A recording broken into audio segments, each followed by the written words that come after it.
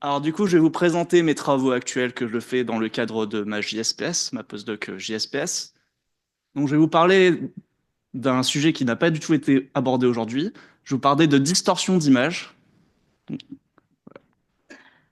Donc alors, le principe, c'est que je travaille sur des images à zoom multiple qui ont au moins une aire, on va dire, originale, qui n'a pas été modifiée par rapport à l'image que vous avez à l'origine, et une aire zoomée, au moins.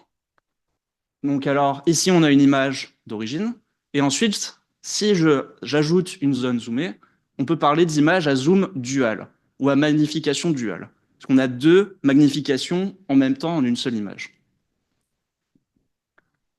Moi, ce que je fais, c'est que je trouve que ce type d'image perd de l'information, car en effet, on a des zones oblitérées par la magnification. Donc j'ajoute une transition. Donc là, ici, on peut voir la transition. Donc ça ajoute des distorsions, mais on ne perd pas les pixels des objets de la scène. Ils sont projetés, ils sont déplacés, mais ils ne disparaissent pas. On a toujours leur information. Donc je travaille sur une recherche en deux étapes. Donc en premier lieu, l'imagerie bifocale sur un écran. Donc l'imagerie bifocale, c'est ça, c'est-à-dire qu'on a deux magnifications, on a une transition entre les deux, on n'a pas de cassure nette. Et aussi, du coup, je vais l'adapter à la réalité virtuelle, afin de pouvoir explorer des mondes en VR et pouvoir magnifier des zones sans perdre le contexte. Donc, du coup, les applications possibles, donc on peut avoir par exemple de l'identification d'individus dans une foule. Donc là, ici, on peut voir que avec une lentille bifocale, on peut comment dire, zoomer sur une collection d'individus, sur une collection d'objets, en fait, d'éléments de multiples, et pouvoir avoir de l'information supplémentaire sur eux sans perdre le contexte. Et aussi, on pourrait l'utiliser en tourisme virtuel, notamment en réalité virtuelle, dans le sens qu'on explore un environnement et on décide de magnifier un animal, un artefact, un objet pour avoir plus d'informations sur lui, mais on a toujours le reste de l'environnement. On pourrait aussi imaginer plusieurs lentilles bifocales combinées pour avoir de l'information sur plusieurs objets en même temps, par exemple. Aussi, une autre application pourrait être une tâche qui demande de la précision, par exemple de la chirurgie ou de la soudure. On zoome sur l'organe sur lequel on travaille, mais on a toujours le reste du corps qui est visible. Donc, voici par exemple ici une image de chirurgie virtuelle, d'entraînement à la chirurgie. Bon, je vais me dépêcher un petit peu. Donc dans la littérature, ce qu'on trouve déjà, c'est des casques de réalité augmentée qui ont plusieurs zooms. Donc là ici, on a module AR. Donc en ajoutant deux caméras, on peut obtenir quatre vues en fait en même temps. En combinant deux vues, on a une image 3D. Donc en combinant quatre vues, on a deux images 3D avec des magnifications potentiellement différentes. Donc là ici, on peut avoir ce type de vue à zoom dual. Donc là ici, on n'a pas d'imagerie bifocale, on a juste du zoom dual.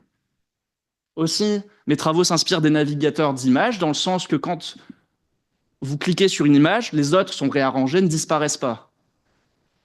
Donc voilà. Donc là, c'est un peu le même principe, mais d'une façon continue. C'est-à-dire qu'on a une image originale, la transition. Ça a été fait à l'origine dans les années 80, 90, à partir de vues perspectives. Donc c'est-à-dire que quand on voit ce ruban de la sorte, voilà, mais si on met une caméra en face de la partie avancée du ruban, ce qu'on va avoir, c'est une zone magnifiée, et le reste va toujours apparaître, mais il va être distordu par effet de perspective. Là, ici, si on fait ça dans les deux directions, on peut avoir ce qu'on appelle une vue fisheye, car ça ressemble un peu à l'effet des lentilles fisheye réelles. Là, ici, ça peut être utilisé pour la cartographie, par exemple pour les plans de métro. On peut zoomer sur certaines stations, mais on conserve l'intégralité de la ligne de métro. Donc en fait, mes travaux consistent à pouvoir créer n'importe quelle lentille bifocale, donc c'est-à-dire n'importe quelle forme et n'importe quel type de transition. En fait, j'ai travaillé sur une formule qui généralise tout ça. Alors que dans la littérature, on trouve plutôt des carrés et de temps en temps, rarement, des disques en fait. Donc là, j'ai travaillé d'abord sur des lentilles à zoom dual. Donc là, je vous ai montré plusieurs formes, un disque et un triangle. Et ensuite, j'ai travaillé sur des lentilles bifocales, donc toujours un disque et un triangle. Mais j'ai travaillé sur d'autres formes et même sur des formes. Tant que j'ai l'équation des bords de la forme, je peux générer une lentille bifocale à partir de cette. Ok, c'est presque fini. Combien de temps il reste? Bah, du coup, voilà, c'est ça. Ok, ok. Bah, alors du coup, je vais juste finir sur l'étude utilisateur que j'ai réalisée. En fait, j'ai demandé à une quarantaine d'utilisateurs de trouver un emoji parmi un ensemble d'emojis le plus vite possible avec plusieurs types de lentilles. Bon, voilà. Donc ce que j'ai fait, en fait, c'était, je voulais montrer que les lentilles bifocales permettaient de trouver ces emojis plus rapidement que sans lentilles ou avec des lentilles dual zoom. Alors pour ce faire, j'ai effectué des analyses de statistiques et du coup j'ai compris que ça prenait beaucoup plus de temps que je le pensais. Ça peut prendre plusieurs mois, voire 6 mois assez rapidement, parce qu'il faut considérer d'avoir les participants et d'analyser les résultats et que les analyses ne correspondent rarement à ce qu'on désire en fait. Voilà.